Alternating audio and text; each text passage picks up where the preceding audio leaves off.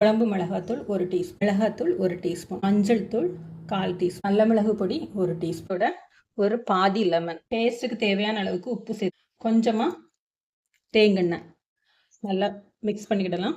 இது மேலே இந்த மசாலாவை மேக்னேட் பண்ணணும். மீனில் நல்ல கோடு போட்டு விட்ருங்க. இந்த கோடு வந்து நல்லா டீப்பாக போடணும். மீன் மசாலா நல்லா தடவி வச்சு இது அப்போ அப்படியே இருக்கட்டும். ஒரு 3 ஆர்க்கு கருவேப்பிலை, 2 பச்சை மிளகாய், கொஞ்சமாக இஞ்சி, பூண்டு, வெங்காயம் அரைச்சி எடுத்துடலாம். நல்லா குறன்னு அரைச்சா போதும். இதை மீன் மேலே சேர்த்துருங்க. அரை மணி நேரம் ஆயிடுச்சு.